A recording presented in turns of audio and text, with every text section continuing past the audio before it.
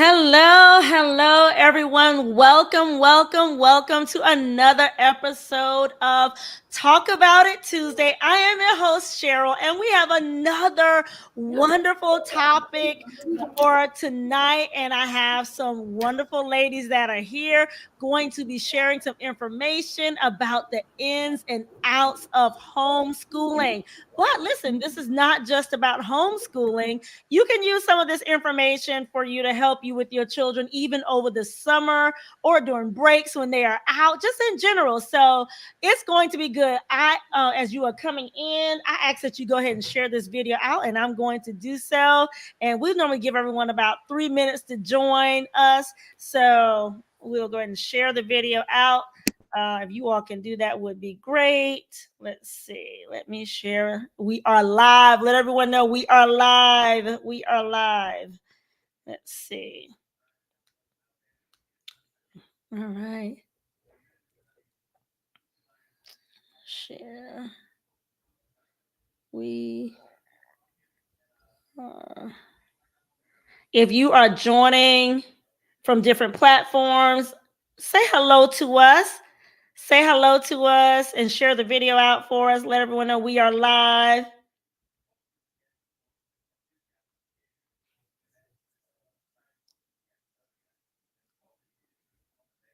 Okay. All right. We're going to give everyone a few minutes. Let's see. Send it here. Oh, you know what? If you are just joining us, let us know who you are. Say hello to us.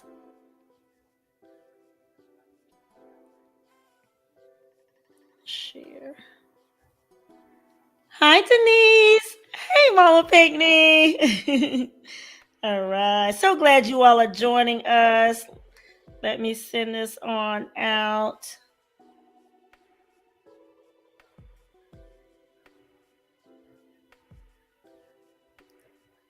Let's see.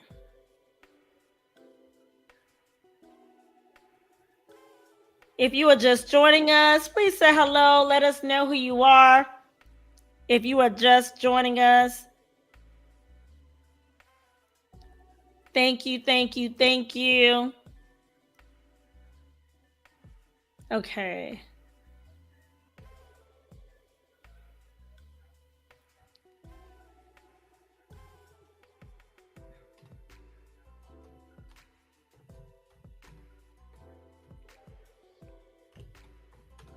I think I'll let Dr. Fludd join from her phone. Maybe audio.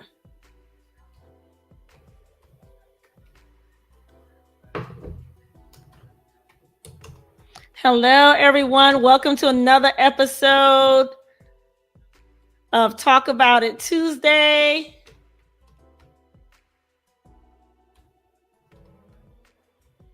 If you are just joining us, we are excited about this episode. On this evening, we are talking about the ins and outs of homeschooling, but it's not just about homeschooling. You can definitely use these tips for you and your children as they are out for the summer. All right, we'd like to give everyone time to get in, and we will start in about 30 seconds. We will be starting. I'm going to call Dr. Fludd, and then she can be on.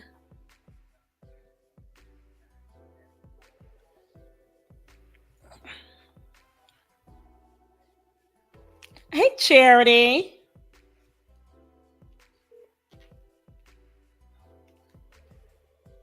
Thank you for joining us. All right. Hello, everyone. It is time. We are going to go ahead and begin. Thank you so much for joining us. We are talking about the ins and outs of homeschooling. This is another episode of Talk About It Tuesday. Dr. Fludd, are you on? Oh, no. Okay. And we will be having Dr. Fludd. She's having a little bit of technical difficulties because it was real life here, right? She homeschools her children, and she's in Arizona, 3 hours behind us here in South Carolina.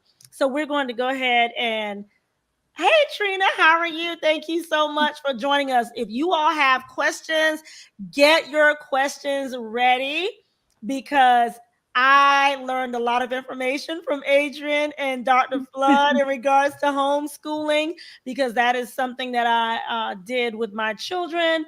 And then we were looking at doing that with my grandchildren. So let's go ahead.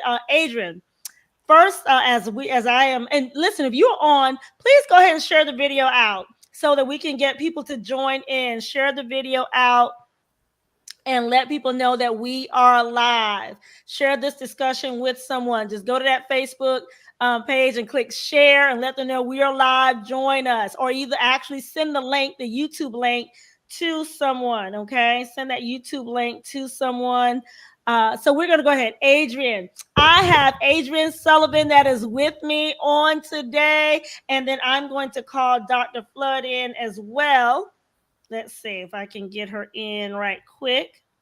Adrian, as I'm trying to get Dr. Fludd. Hi, Ajada. Yes, I'm excited for this episode as well. Dr. Fludd, are you there? Let's see. Hold on. Thank you for joining us, Ajada. If you all have any questions, go ahead and get those questions ready. Get those questions ready. If you've ever wondered, like, hey, can I homeschool? What is homeschooling about? What all does it entail to homeschool children? And Adrian, I'm going to say she is a pro. Her and Dr. Fludd. I have some pro homeschooling parents from you all will see for yourself. I have some pro homeschooling parents that are with me. Okay. All right, Adrian, tell us about yourself, a little bit about yourself and your background and your experience. So I'm a former teacher, K through 3, and my husband and I, we have 4 kids that we are currently homeschooling. We're actually back to homeschooling. So this is our first year back from homeschooling back in the day. And so I've been in education. I've taught over 10 years, mainly in 3rd grade. Absolutely love teaching, but felt the calling to come home and teach my kids at home. So here we are.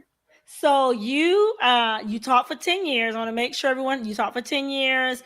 You taught 3rd grade was like your area that you were in the most. Is that correct? Okay. Correct. That you were in the most. So, and how old are your children now? And how old were your children when you began homeschooling? So tell me, how old are your children now? And you homeschool right now, is that correct? Right, correct. Okay. I homeschool all 4 of them. So my oldest boy is 13. Okay. My twin girls are 11. And hold on, y'all heard that? Twin girls. Yes, they keep me very busy. Okay, they're 11. And I have a 9-year-old son.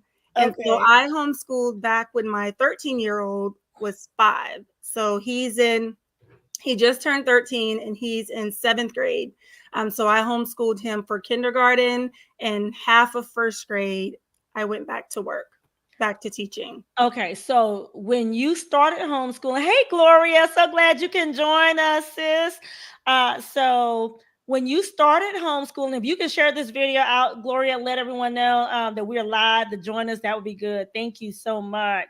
And we're talking about the ins and outs of homeschooling, everyone. So get your questions. And like I said, this is information about homeschooling, but you can still use this for your children while you're out during the summer. This was some really good information, even if it's something you may have thought about or had questions or how does a parent just get to homeschool their children? Okay, so Adrian, your children now 13, 2 twins, 13, 2 twin girls, is that correct?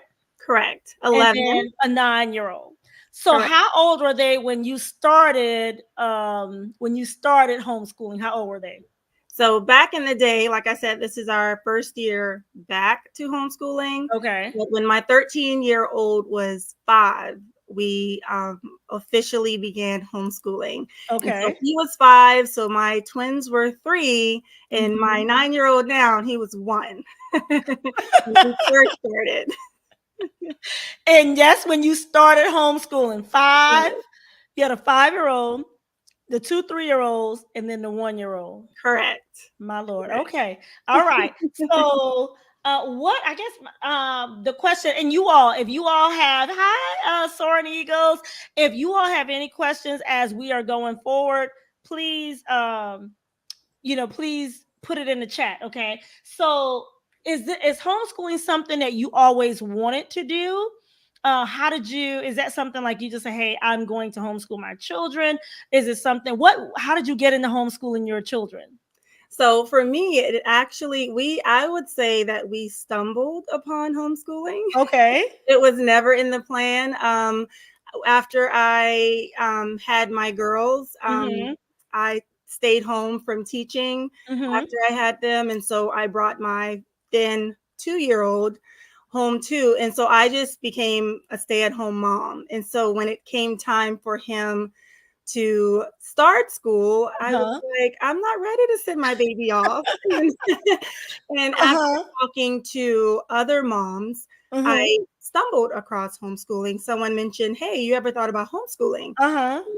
It never crossed my mind until that conversation. So when he was 4, we kind of started little, schooling activities. But when he was Mm-hmm. 5, that's when I officially made the decision to homeschool. And I found an accountability group, and we were officially homeschooling. So it So wasn't in the plan. It just kind of happened.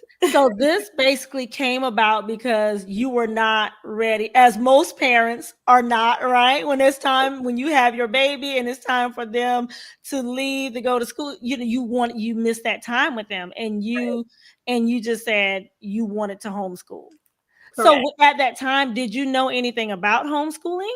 No, no one in my family had homeschooled, so this was new for everybody. My mom was Okay. like, "Are you crazy?" Because everyone in my family, at least, I'd Uh-huh. never really heard of it. So I Right. had to do a lot of digging, a lot of research Mm-hmm. to figure out really what I was doing. And granted, he was only in kindergarten, so Uh-huh. I had some time to kind of figure it out. But Right. it was completely new to me. It was completely new to me. But thankfully, we were here, and I was able to find some other ladies that were homeschooling. Oh, okay. Um, so got planted in their groups, and Mm-hmm. it made it a lot easier.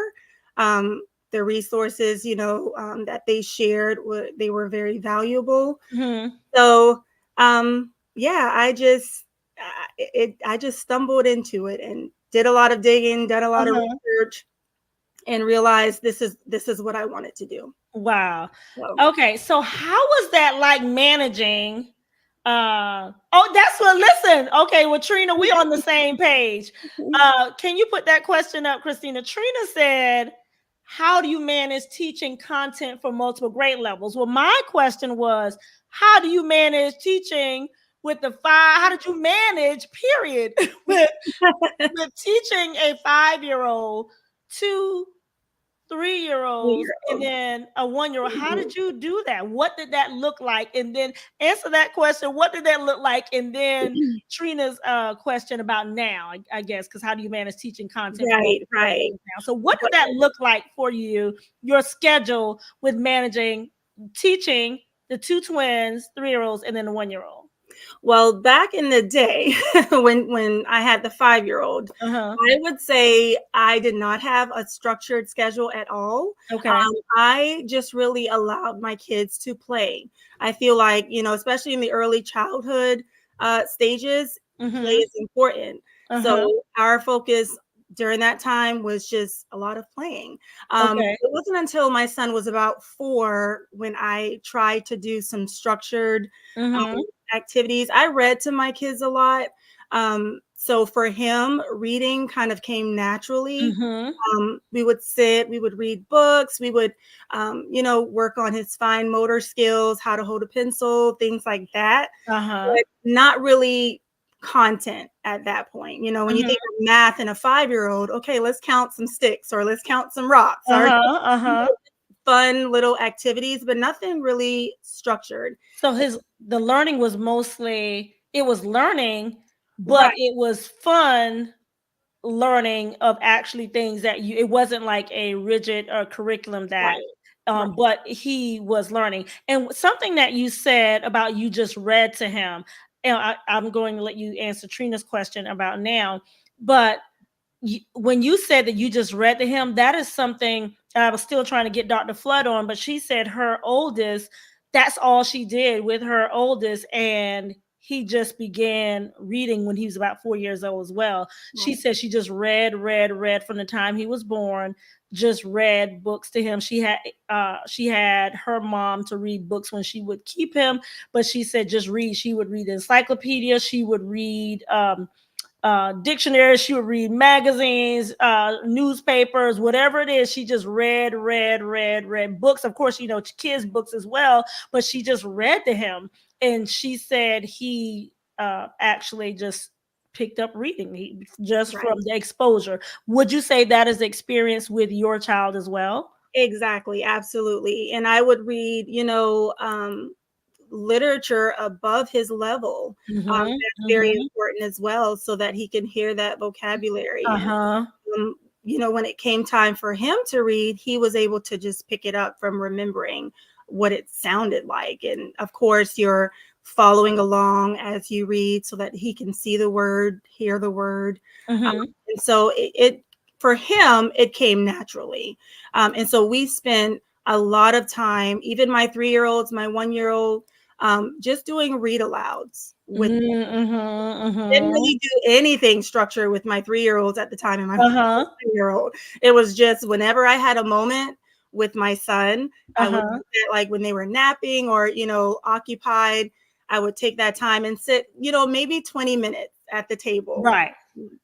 Right. So 20 minutes, 30 minutes here and there, but nothing too rigid. Now that I have a 13-year-old who is, going to be preparing for high school sooner or later, Uh-huh, uh-huh. it's more handling. So I had a seventh grader, two Mhm. fifth graders, and a third grader. All right, so now this is the question that Trina wanted to know. And I see Soaring Eagle says, surely your help had to come from God.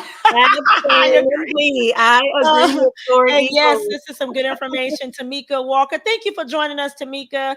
Soaring Eagle said books are a powerful tool for kids of all ages. Yes, definitely. Absolutely. When I talked to Dr. Fludd about my granddaughter, she said just read, read, read, read, read. That's what she said. Just read, Right. read.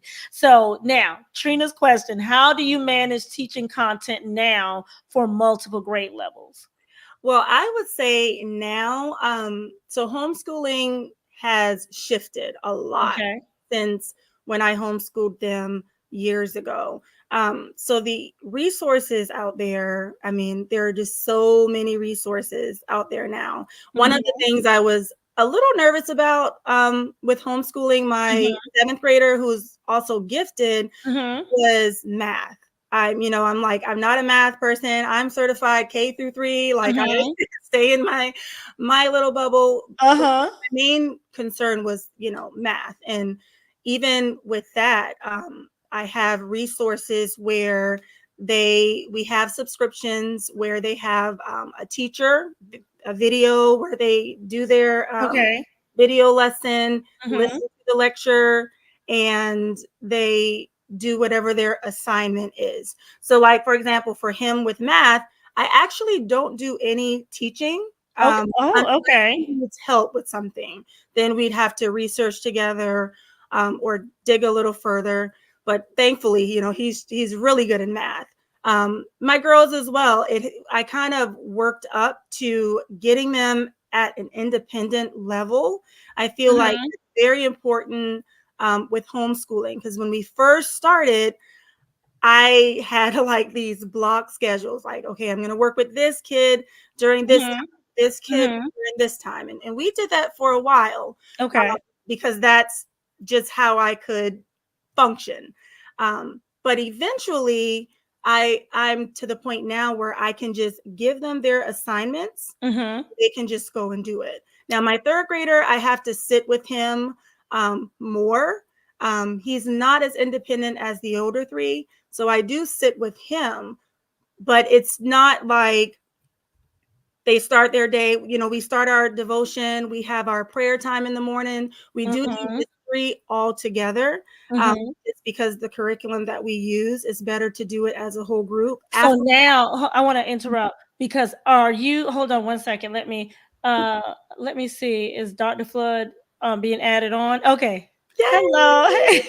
Hi, Dr. Fludd. Can you hear us? Do you think you're okay now? Okay. Let me unmute. All right. Good. All right. So let me catch you up to speed. Adrian was just talking about how she someone asked a question about how does she manage content from multiple grade levels now. And so Adrian was saying, and then I'm going to let you share what ages your kids are now.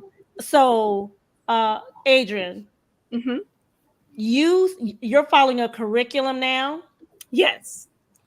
So you have a curriculum that you use for the 7th grader and the 5th grader and the 3rd grader.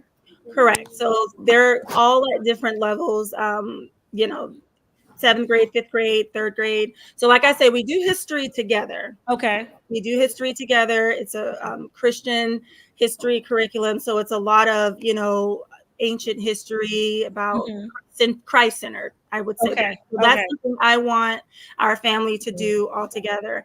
After we do our morning meeting time, they venture off and they go do their independent assignments, whatever it may look like. So my son, he likes to do math first thing. My daughters, they like to do reading or literature first. So, like I said, from the beginning of this school year, it has shifted from I work with this student, I work with that student, this whole structured thing that I was doing when I was in the classroom, it was not working for my kids at all. So they do much better when, okay, mommy, what are my assignments for the day? Here are my assignments. Let me do it in the order that I want. And as long as it takes, there's no time limit or anything like that. And they just go off and they do their work. And like I said, I have to sit with my 3rd grader for reading. Okay. Other than that, math is independent because of the curricula that we use. He can listen to his lecture. Okay, that was my question. I was going to ask you. So it's like someone is teaching or a lecture, and then they give, and then he has assignments for that class. Yes. And who's checking the assignments? Is that you? So everything is self-graded. So when they do their assignments in the computer, it automatically grades their activities for me. When they have to take a test, it grades it. It sends me the data. When I say it's so easy, everything is done for me. So math for me is the only subject that I don't have to grade. I do grade everything else, but math, I don't have to grade at all. I just pull their data from my account, put it in the grade book. Wow. Okay. Dr. Fludd, I see Gloria's question, and that was one of the questions that I had to Gloria, because I think there's I want to say a fear or concern from parents that they have to be educators or certified to do homeschooling. So that is a great question. Dr. Fludd, I want you to, and you and Adrian, you all can answer that question, but tell us now, how old are your children now that you have? What grades are they in? And then what grades were they in when you started? How did you get into homeschooling? Okay, that question's for me, correct? Okay. Yes. Trying to catch up here. Okay. Okay, hello. So I am currently homeschooling, and grade levels are difficult for homeschoolers because we homeschool by their ability level. So we don't really put them in a certain grade. But I would say that my 12-year-old is about on a 7th, 8th grade level. My 10-year-old is probably on a 6th, 7th grade level. And then my 8-year-old is working on a 5th grade level. And then my 7-year-old is working on a 3rd grade level. So, okay, and that's the beauty of homeschool. Yeah. So you said that with now, Adrian, is that the same for you, or you have grades for your children? So and you all, She is absolutely correct. Okay. No, I just go by levels. Yeah. Okay. So you all, did you hear that? They were saying that you don't have to, if your child is advanced, you go ahead, am I right? And you move forward to that next Yes. grade level. You don't have to Mhm. wait on Mhm. everyone else to catch Nope. up. I think that is the beauty The of beauty of homeschooling, homeschool. right? And then if Mhm. there's something that maybe your child needs help on, I think Mhm. this is what I know, Gloria. Yes, what I've heard parents was saying, Adrian, if you and Dr. Fludd, recently I've heard parents say that, and the teachers, they don't have, because of the fact they have so many kids, if there Mhm. is children that are a little behind, it is Mhm. difficult for them to give all of the children Right. Yes. that are behind exactly what they need. Exactly. uh, and so, okay, Dr. Fludd, so have you all noticed, have you all heard that as well, or experienced that as well, Adrian and Dr. Fludd, like that with the teachers? Absolutely. Yeah. Like my, Oh, my seventh grader, he is, instead of, working on just seventh grade, he's able to go on to algebra one, be mhm. tested into algebra one, whereas it would be different, if he was in public school because he would have Exactly. to, be with wherever the other students are. But yeah, they can definitely work. And like my third grader, he needs more instruction in reading. Mm-hmm. So we had to kind of backtrack with him to fill in some gaps, to Mhm. help him. And so that Right. has helped a lot. And I feel like now he is more at his reading level where he should be versus last year. Well, he was in public school last year, but he struggled. And so my main Mhm. focus was Mhm. going to be filling in those gaps, getting Mhm. him caught up to where he needed to be. I'm gonna come back to that, Dr. Flood, because I want to know Wow. why do you, what was the biggest struggle there, Dr. Flood? Mm. How old were your children when you started homeschooling? So when I started homeschooling, we've actually been homeschooling probably since they were from conception, right? Yeah. Because I would read to them in the womb, seriously. So from Uh-huh. conception, I would read to my children when I was pregnant, and my oldest was the only one um, who did kindergarten in a public school. And at that point, I had three little ones at home. So it was really like just a break for me at that point to get a little break, and so I can kind of get my little ones adjusted. And then Uh-huh. when after his kindergarten year, first grade, we pulled him out of public school. We homeschooled for first grade, and then the three little ones went to I guess a mother's morning out program, like a private preschool, so I could really focus on my first grader, my oldest at that time. And Mm. then after that, the pandemic hit, so we were all at home. So I Okay. said, okay, Lord, this is my test, right? To see if I am ready to take on this journey of homeschool. Because to be honest, I knew that I wanted to homeschool my children in high school before I ever had children. And mind you, Wow. I didn't have children until my 30s. So in high Wow. school, I said to myself, I wanted to homeschool. And I don't know, well, I shouldn't say I said to myself, but the Lord gave me the calling, I would say, to homeschool my children. Wow. And just when life happened, when I had them, I thought, I can't do this. I got scared, right? I got afraid. That fear came in. Yeah. But when the pandemic hit, the Lord reminded me, wait a minute, you're supposed to be homeschooling. And so from that point on, we've been homeschooling ever since. And so Wow. my three little ones have never done public school. My oldest did a year in public school, and that's been it. But we've been homeschooling pretty much, and even really before they were school age, we would read to them, right? I know I've talked to you about reading a lot, but we would read to them, right, all the time. We would do little activities. We would go to the library. So we've Adrian always was done saying. educational activities at home. Wow. Mhm. Okay, so the big question that Gloria had, and I see Trina's, I'm going to come to Trina's comment. Uh, the big question: do you have to be certified to do homeschooling? Who wants to speak on that? On that. No, you So do I'll not. go. Yeah. Yep. Nope. All right, Dr. Flood, what you want to say? And then Adrian shared a comment when we were talking earlier in the week. What is your comment on that, Dr. Flood? You do not have to Okay, so be. yeah, Adrian's absolutely right. You do not need any type of certification to homeschool your children. Homeschooling is legal in all 50 states.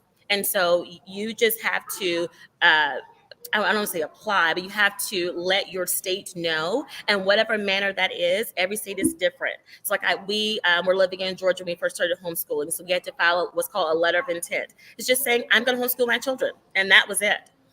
Here we now currently reside in Arizona. We don't even have to let Arizona know that we're homeschooling. We just homeschool. And so every state is different, but homeschool is legal in all 50 states. You just follow the guidelines for your state, and you do not need any special certifications to homeschool your children. Yeah. And wow. So Adrian said something when we were talking earlier, and she said, it's almost, yes. Gloria said, oh, really? Thank you for that information. Mm-hmm, Trina mm-hmm, said, I love the flexibility and giving them choices mm, about their schedule. I like that too. Getting them to an independent level helps you become a guide or facilitator in the learning process and takes the pressure off both the parent and the children. yes. Yes, Trina. Mm-hmm. I when they Yeah. were talking and they were sharing that this is how their schedule goes, I'm like, wow, imagine if the public school could do that. Unfortunately, Mm, because they have so many children in the classroom, Right. they're not able to. But imagine if children were able to work at their pace and they did not have to wait on the whole class, the whole classroom, yes. and they could work at their individual pace. And I think Mm-hmm. that maybe sort of like how Montessori is, if I'm not mistaken, Mm-hmm. where Yep. children are able to work at their own pace at the Montessori Mm-hmm. school. Uh, so in answer to the question, Gloria, that was the question that I had. Also, no. No. And one of the things that Adrian, you said it was almost better in our conversation earlier. Why did you say that? She says almost better that you're not an educator coming Mm, into mm. homeschooling. Why did you say that, Adrian? Well, because, Wow. and I can only speak from my teacher mind and Uh-huh. perspective. I was very structured this at Mm, the beginning of the school year, wow. to the point where my husband was like, "Why did we take them out of school if you're just going to do the same thing that we're doing at school?" And so that, yeah, that was hard, and it still is. It still is hard to kind of break from that mentality. Whereas if there's a parent who has never taught or never been certified, it's like I feel like they're more free to just kind of experiment and freely try things. Where Mm, with me, it's just more of okay, well I have to have data for this and I have to be structured mm, and so I just feel like to me it's more free. Like if they come mm, in not certified. That's how I was with the 2-year-old, my granddaughter. I was, I know we had a schedule, but I was really like trying to, like you were saying, we're trained a specific way on how to handle a classroom of 15 and mm. 20 children, and then we try to bring the exact same thing. Some of Right. the things Mm, is good, like having mhm, a little schedule, but the schedule does not have to be as rigid, right? Because it's more flexible. Like, they can be more flexible because that's the purpose. And like you were saying, learning from mhm, home, learning and doing things at home, as Dr. Fludd always share with me. All right. Any questions, mhm, you all put them in the chat. Has anyone ever thought about homeschooling? Has anyone in the chat, have any of you ever thought about, I wonder, mhm, would I be able to do homeschooling? Could I do mhm. homeschooling? I see Christina said that's so cool. It makes sense because the kids are working at their own pace, and that's how they're Exactly. able to not. They're able to just keep moving forward. So Mhm. Patrice said, I've been homeschooling. Oh my gosh, I didn't know that. Oh, wow. Wow. Gloria said, I have because I don't like what I see in the school. That is Mm, another thing. mm, Now, I have a mhm, question. What are some of the reasons that you all feel a parent would choose to homeschool? Patrice, why did you choose to homeschool? Gloria, why? Okay, well, Gloria already said that she doesn't like some of the things what she's been seeing. Patrice, why mm. did you decide to homeschool? Adrian, you all share with us, but why do you think a parent would choose to possibly homeschool their children? Um, well, for me, I chose to homeschool because I wanted my kids to have a Christ-centered education. And Mm. obviously, in public school, that's not the case. I can't afford private school for 4 children, so Right. that wasn't going to happen. So Same. me saying exactly right. So Yes. it Mm. was a way, something that we could afford, where I could ensure that my kids were being taught from a biblical worldview. And that was just hard Mm. to do in public school. Mhm. Reasons why other parents I've heard are wanting to homeschool is, I guess, kind of what Gloria said.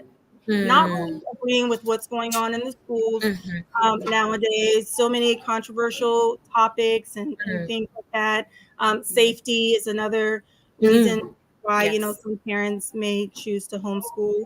Um, so my reason, like I said, is more of I just wanted them to have a Christ-centered education. And I used to make excuses like, Lord, are you really telling me to homeschool? Like, Right. like I can have Bible study with them when I get Yes. home, and we Yes. can do this. And you know what? It never Mm. worked out. By the time they Mm. got home from school, they were tired. I was Mm. tired teaching third graders all day. It was just Mm. of come home, eat, go to bed, repeat. And that Mm. was our life. And so I didn't feel like they were getting that. And so Wow. homeschooling allows us to do that. We sit down in the mornings, we have devotion, pray, Yes. to hear my 13-year-old boy lead us in Mm. prayer. It's just, Wow. it just Wow. moves my heart. And it's just a complete difference from last Mhm. year. Mm. Wow. That's my Uh, major reason. Now I see that Patrice said same. Well, she said I actually didn't want to because Mm. I felt it would be too much, but I felt God was leading Yes. me Yep. to. Wow. And that's what And I meant when I said a calling for sure. yeah, Like I felt God leading because I didn't want to either. right. It wasn't really because it's difficult, right? We Yeah. are mothers, and then now we're the teacher, and we're also the cook, right? We have to cook all the meals, right? And now we're the chauffeur, taking them to all their activities, and now we're just everything, right? We're the nurse, right? Whenever they get hurt, we're just everything all day, Yeah, right? And so yeah. that can be a lot. And we're not just a mother, right? We're wives and we're sisters and we're daughters and we have right so many things going on. And so it was just a lot of pressure, right? But I felt that calling for God, and you can't deny it. Like Adrian said, you just can't deny it. And yeah. Patrice said everything. Listen, and Patrice said God centered foundation. Gloria agreed with that. Yes. And Michelle Mm, said, I homeschooled my grandson during the pandemic, 4K. wow. I did it for my son in first grade and eighth Wow. grade. Wow. Wow.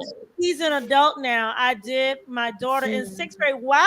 wow. Okay. Oh I my would goodness. definitely like to talk with you, Michelle, to see. I would like to see how is it different from what these ladies are experiencing now. Gloria said, Mm. amazing. Ajada says, what are some of the platforms you all use for your children to homeschool as far as curriculum? Good question. So I have an entire website, and Light Up TV has that website. They'll probably share it with you all. Should be able to share with you all in the future. Yeah. Called Homeschool Reading Resources, and it does say reading, but it does include all subjects. And there is a list because when I tell you there's a full gamut of curriculum resources for parents now. Oh my goodness! For Wow. every single subject, you have a full list of curriculum options you can choose from that could vary from your style of teaching or your child's style of learning. Or as Adrian mentioned, we do the same with math. I have a program that teaches the lessons and grades it for me. So it Wow. just depends on what you want or how you want to organize your homeschool for your children. So each Mhm. child is different, right? Every home is different. And I will tell you, there's a curriculum resource to fit every style of homeschool, learner, Wow. teacher, parent. Yes.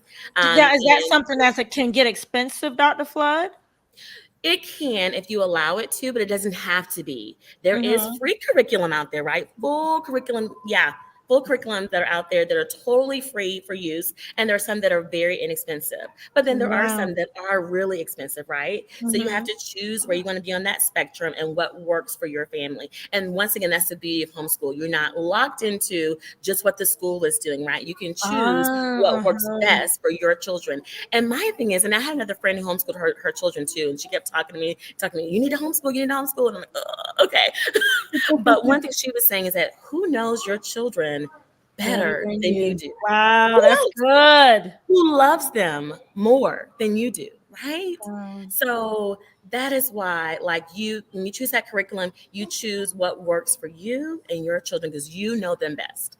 Listen, that Mhm. ooh, that's a Mhm. mouthful right there. Right. If it's nothing, Mhm. and look what, and this is what you were sharing with the parents on last week, Dr. Flood. Mhm. You said Um, this is what Patrice said. I literally utilize many workbooks from Dollar Tree, Amazon, Yep. as well as YouTube because her Mhm. children Oh are yes. young, 4K and rising Oh second yeah. grader. And you shared that during the last I've done the podcast. same. Yeah. Yeah.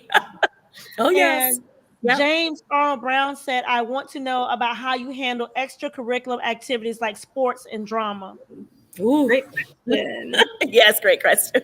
Okay, Adrian, you want to say how do you do your extracurriculum, and then Yeah. Dr. Flood. So as far as sports, my kids all play sports. Currently, they're all playing summer. Well, my boys are playing summer basketball. So we play sports through the rec at the moment. However, if you've been homeschooling, I know in my state, if you homeschool a full And what year, state are you in, Adrian? So everyone South in Carolina. South Carolina. Okay. So if you homeschool for a full year, then you can play sports with wherever your local home public school is. So Oh I want to make sure. So if they've homeschooled for over a year, they can go to their public school. Is that only high school, middle and high school, or is that elementary? Middle and high school. Middle and high Middle and high school. school. And then they can go and say, hey, I homeschool. I want my child to try out for the basketball or soccer or baseball. They have the same opportunities. Exactly. wow. Yep. The same Great. opportunity. So my son, he's going to eighth grade, and luckily and thankfully, we have a homeschool. Um, they're called the Wildcats, and so they have basketball, they have volleyball, they have soccer. So he's going to be trying out for the eighth grade middle school boys team there. But once he gets to high school, he said that he wanted to try out for basketball at our local high school.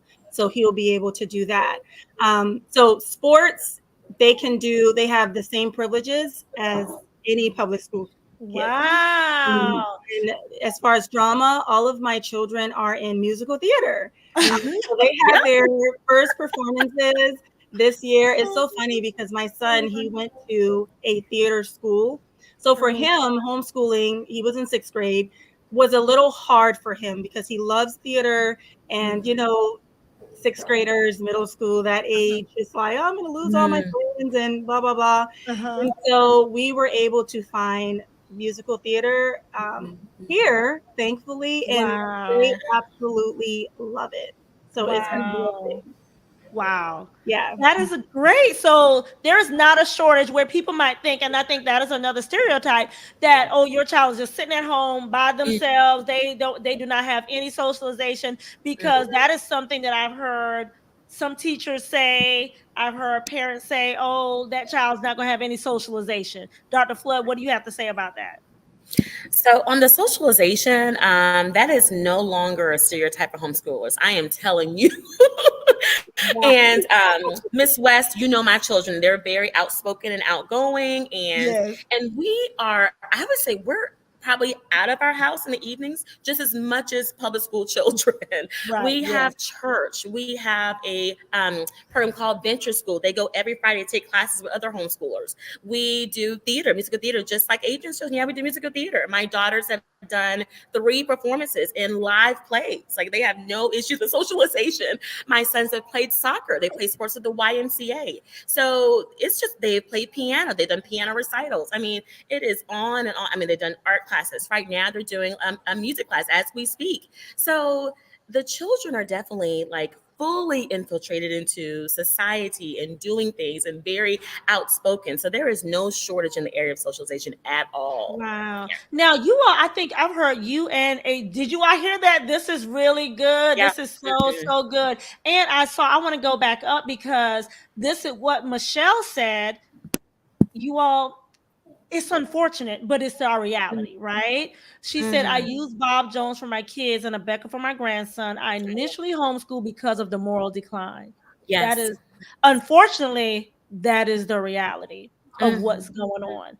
Oh yeah. She said, I saw 3 years old that they were too grown, and I homeschooled again in eighth grade because of bully.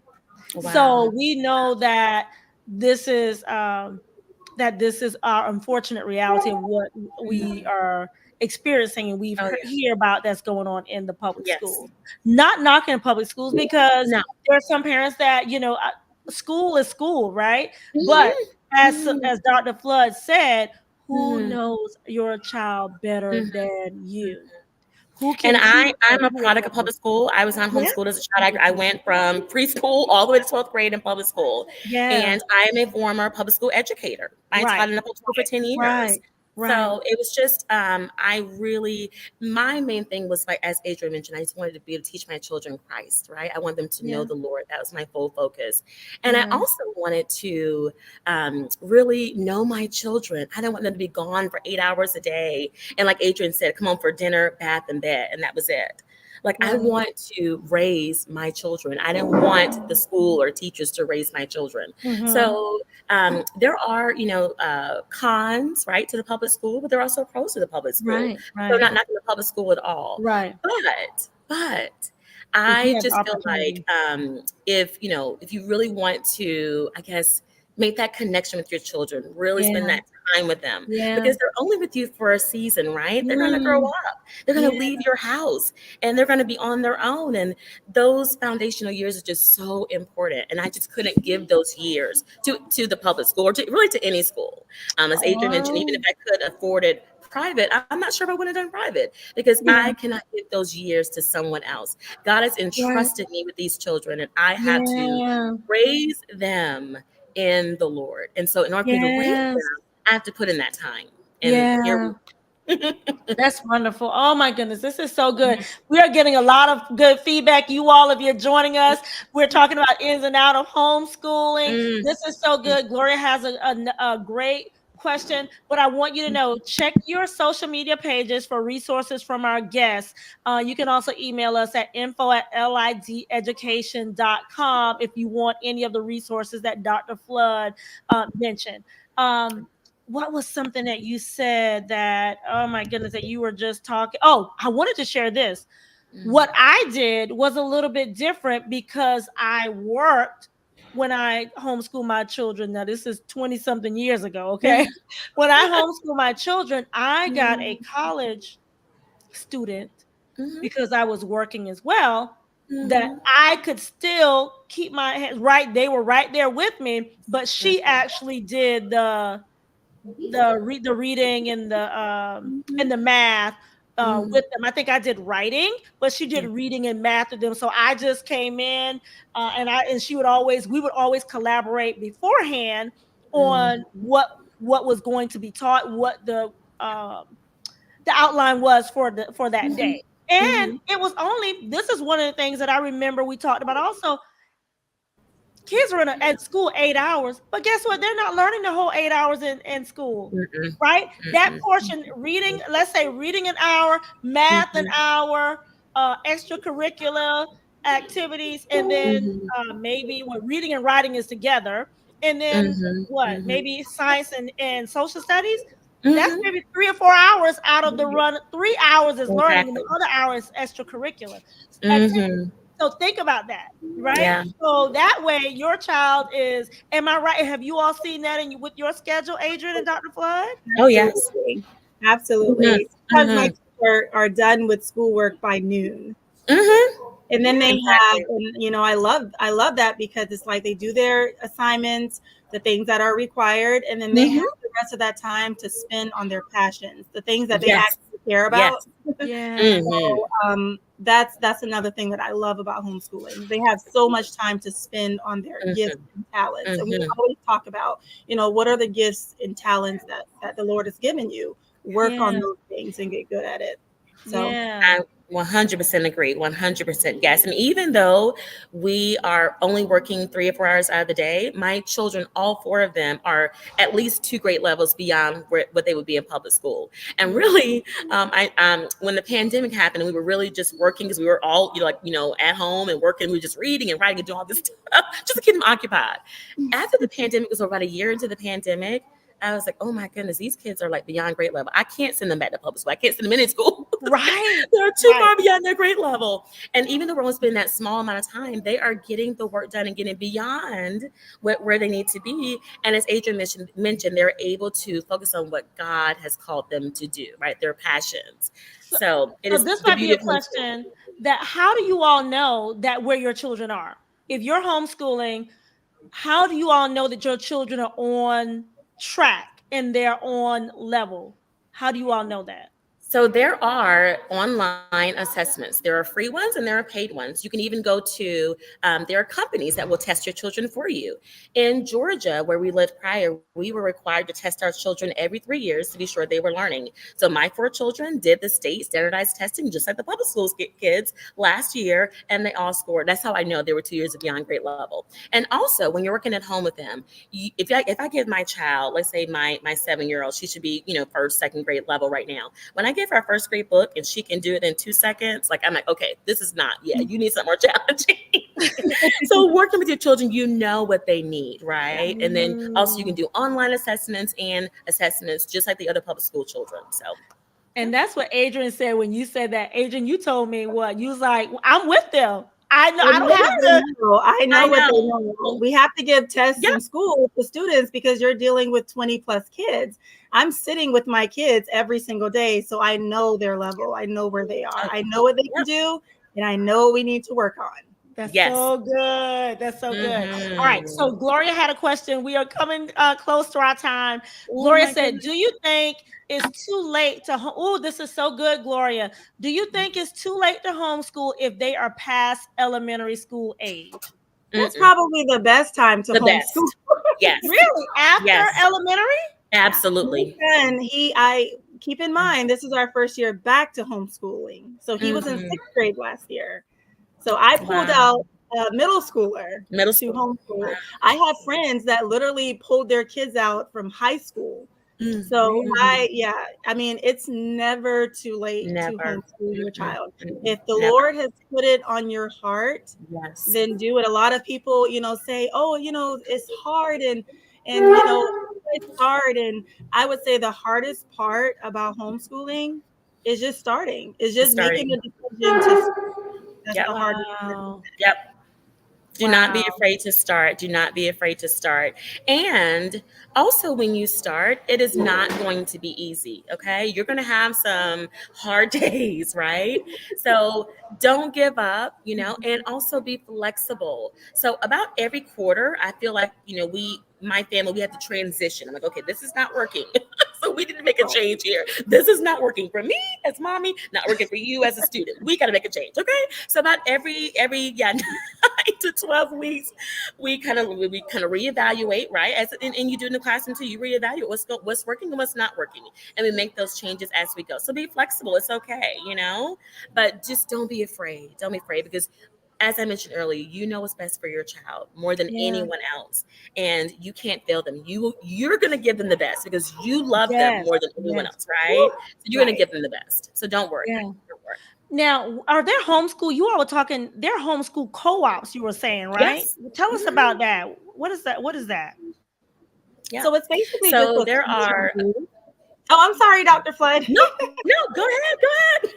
It's basically just a structured group, and I'll let Dr. Flood elaborate on it, but basically a structured Yeah. group that you meet with at a certain time consistently. Maybe it's once a week, maybe it's twice a Mhm. week. Some meet Monday through Friday. And My that's kids, other homeschoolers in the area. yes, and usually it's led by parents. It's just parents Mhm. coming together and say, hey, we want to start a co-op. I'll teach math, you teach history, you teach Mhm. science. And some co-ops, like our Friday co-op, is just strictly for socialization. So we Mhm. do field trips together. We go to, like, we have a field trip Friday to the beach. So it's whatever your kids are interested in. Like my daughter loves art, you can find an art co-op. Or Wow. so it's just something structured, where they're constantly being with, there's that socialization again, There you with go. other children. Yep. Consistently. And Dr. Flood, do you all have that in Arizona as well?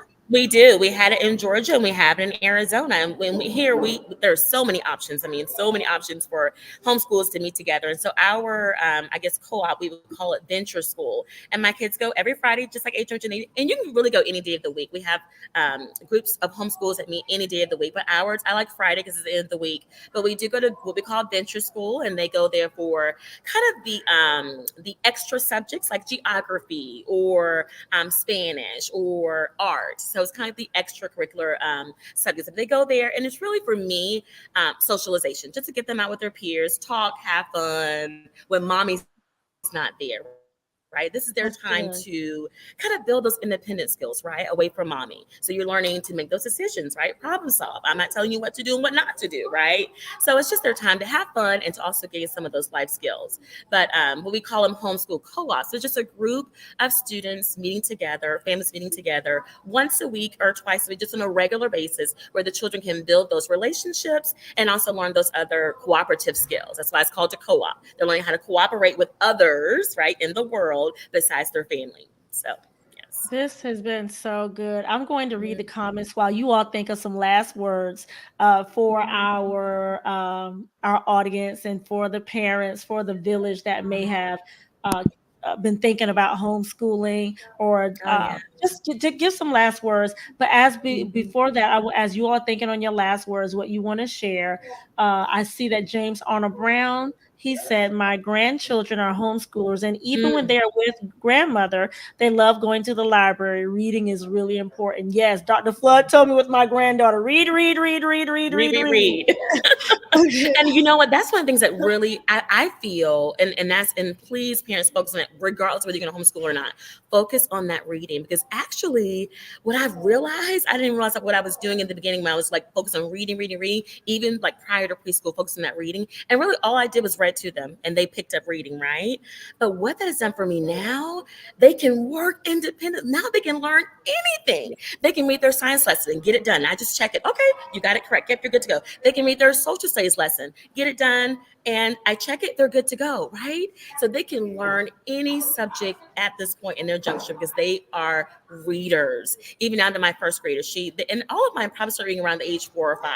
So now they can read their own work, get it done, bring it to me to check it, and we're good to go. So that reading is so important. They become independent learners when they learn how to read. Yeah. Absolutely. Yes, yes, that's so good. Thank you, Dr. Flood, on sharing that on reading. And I know Michelle said, no, it's not too late. Mm-mm. I did my two in middle school. They were advancing reading and math when they went Wow. to high school. Yep. Wow. Reach out Hmm. for support. If somebody wanted to start homeschooling, where do they start, you all? Where did they start? If a parent said, I've made a decision, I think I want to give this a try, because they might be a little unsure. They say, I want to give this a try. Where would they start? My thing is, I try to make it very simple, and I have a book that's available on Amazon called Homeschool Made Simple, because it doesn't have to be complicated. But your first step is just to check the laws in your state, see what you need to do to register or let your state know that you're homeschooling, whatever that is. Sometimes just filling out a form online, letting your district know, whatever it is. You just let them know you're homeschooling. Second step for me is just choose a curriculum. Choose what are you going to use to instruct your children. You don't have to have a curriculum, but it does help in the beginning to kind of get your routine and bearings and kind of get a direction.